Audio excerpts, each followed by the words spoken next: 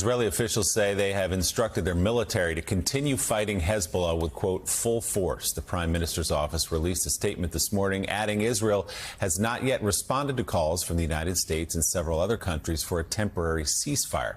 The proposal unveiled last night amid growing fears the escalating attacks across the border could lead to a wider war. And joining us now here in studio in New York, Secretary of State Antony Blinken.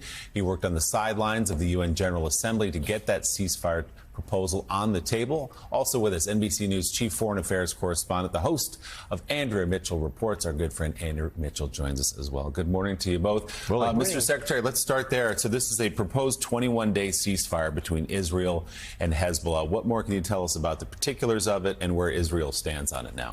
Look, just take a step back for a second, Willie, and understand why this is needed and what Israel is legitimately trying to accomplish. Ever since October 7th, Hezbollah in the north has been firing rockets into Israel. Israel's responded, but Hezbollah was trying to create another front as Israel was dealing with the situation in Gaza. And as a result of that, some 70,000 Israelis in northern Israel were forced from their homes. Lebanese were also forced from their homes in southern Lebanon. For Israel, there is a strong, strong desire to create an environment in which people can go back to homes, kids can go back to school. And any country would feel the same way. Now, we believe that the best way to get that done is through diplomacy, to get an agreement that would create a secure environment, forces pulling back from the border, people having confidence to go back to their homes. Conversely, getting into a full-scale war is not the way to achieve that objective. There's no way in that situation that people are going to be able to go back. So you have much of the world coming together, calling for this 21-day ceasefire, to give us some time, to give us some space to see if we can get a diplomatic resolution that creates that environment to get people home. What do you say, Mr. Secretary? I know you've heard this directly to Israelis who say there is no such thing as a ceasefire with a terrorist group, whether it be Hamas or Hezbollah. They're going to continue to do what they do. It's in their charters to destroy Israel. Their goal is to wipe Israel off the map, ultimately. So what is the argument to the Israelis that a 21-day break might actually lead to some kind of a peace? Well, I think the argument is that the alternative, potentially a full-blown war, is going to be bad for everyone involved, and it's not going to achieve the objective of getting people home. Israel was in Lebanon for a long time, up to 2000, 15 years, bogged down there. And yes, when they got out, all of these groups were supposed to disarm. Hezbollah didn't, and it has posed a threat to Israel ever since. But if we can get an agreement that at least gets them off the border, people will have more confidence and they can get about their lives in their own country. I think what you're hearing clearly is the world wants to see it move in that direction. The other thing is, look, if you're looking at what Israel's biggest adversary, and one of ours, Iran, wants, it wants to try to bog down Israel in wars of attrition, whether that's in the north in Lebanon, whether that's in Gaza, whether that's anywhere else in the region. So don't play into that.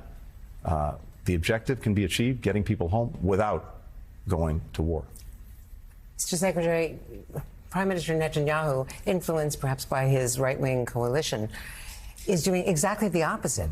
He is saying that the only way to get them back into their homes is to wipe out the Hezbollah command and control and eliminate them as a military threat once and for all.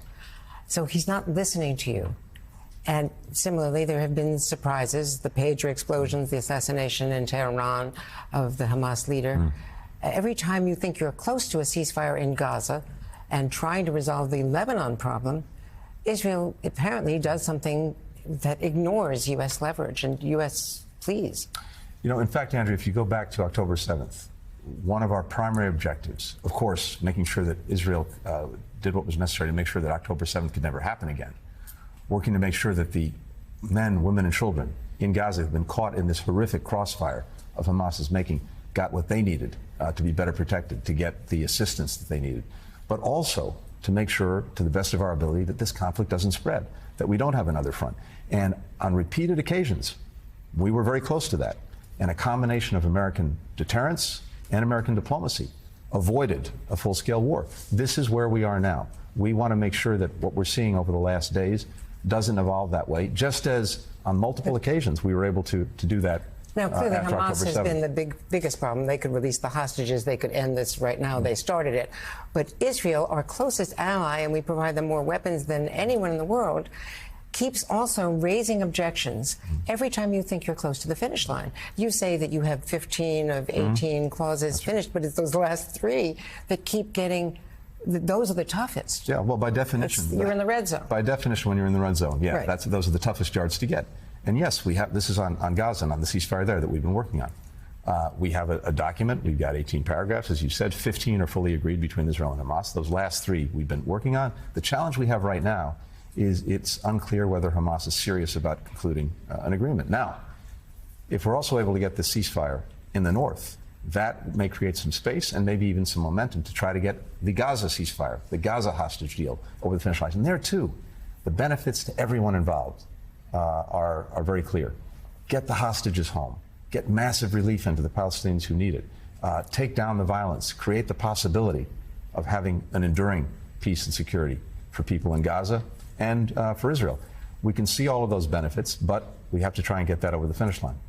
Mr. Secretary, you have accurately pointed out the horrors of October 7th, the anniversary coming up quickly. You've accurately pointed out the lethal terror that is Hamas and Hezbollah, and you've accurately pointed out the impact of war in that region. It's heard globally. It's so brutal and noisy that the world hears the war.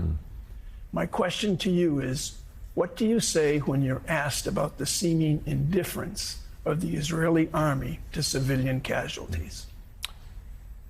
What we're seeing throughout the region, in all directions, is, unfortunately, because of the trauma that's been inflicted, October 7th, the trauma that's been inflicted on Palestinians since then, one of the challenges is overcoming dehumanization, making sure that people continue to see the humanity in the other and act accordingly. Look, we just had an incredibly successful polio vaccination campaign in Gaza in the midst of this conflict.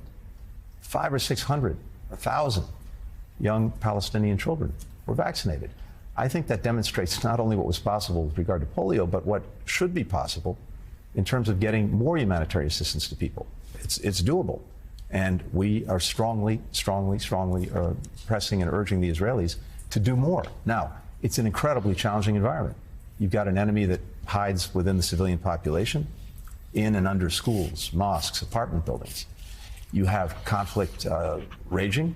You've got lawlessness. You've got looting. You've got all sorts of chaos that makes it difficult for the humanitarians to do their jobs. But this polio campaign demonstrated that it is doable. It's possible, and we're going to be pushing on that. Nika? Mr. Secretary, I'm curious, are you aware, are you getting any information on the status of the remaining hostages, the conditions they're in, how many are even alive? Yeah. Look, there are, to the best of our information, many hostages in Gaza, alive, and who we desperately want to bring back to their families, bring back to their loved ones, get out. And this remains for us a priority, including, of course, for the American hostages who are there. So my number one responsibility, President's number one responsibility, is to them. And that's why, among other things, getting this ceasefire agreement done is so essential, to get them home. We know they're there. We want them back. Mr. Secretary, you said that a ceasefire would benefit everyone. Does that include Benjamin Netanyahu? Yeah. Look, I believe it does because, Joe, Do you again... think Does he see it that do you way? think Benjamin Netanyahu believes the ceasefire actually benefits him, or does he see that as the end of his career and time when he has to face indictments? Well, look, Joe, I can't speak for him. I'm not going to put myself in his head or anyone else's for that matter. But I'd say two things. First, when it comes to the ceasefire with Lebanon and Hezbollah, clearly it benefits really everyone involved. But looking at it from the Israeli perspective, their number one objective, as I said, is to make sure that those 70,000 Israelis who've been forced from their homes, had their homes destroyed, their villages destroyed by fire coming across the border from Hezbollah, this is the way to get them back home, to make sure that they can go with confidence, knowing that they won't be in the line of fire. So, and this is something that's really animating Israeli society. In fact, there's probably as much, if not more, focus on Lebanon and on making sure that these 70,000 Israelis can go back home than there is on Gaza. So I think someone who delivers that yes, that's going to be to their benefit. This morning, we've been talking about the worst case scenario in the Ukrainian war with Russia, the possibility that Vladimir Putin would use nuclear weapons. Let's talk about the worst case scenario in the Middle East. And speaking as a conservative, that's what we usually do. We look at the worst case scenario and try to work back from that to try to stop it from happening. James Baker once said a president's first priority is not having a nuclear war erupt on their watch. Let's talk about the Middle East. Worst case scenario. Iran finally decides it is going to get involved and help Hezbollah. What does a regional war with Iran fully engaged look like in the Middle East, not only to Israel, but to the region and the world? Look, this, Joe, is exactly what we need and are working to prevent, because a full-scale war in the Middle East involving not just Iran, but all of its many proxies, bringing in other Arab countries, having lots of implications for us, for the many tens of thousands of Americans, hundreds of thousands of Americans who live in different countries in the region. That's a picture that I don't think anyone wants to look at. And again, as I said to Andrea a few minutes ago, this is exactly what's been animating us since October 7th. Not only Gaza, not only making sure that October 7th never happens again, but trying to make sure that this war doesn't spread. And on repeated occasions, we've come close to that happening. But our engagement, our diplomacy, our deterrence with the forces that we have deployed to the region prevented this from going over the brink and getting into full-scale war. That's why we're so focused on the ceasefire. But again, it's not just us. It is now the G7 countries, the European Union, the leading Arab countries, everyone speaking with one clear voice about the need to go to get that ceasefire in the north.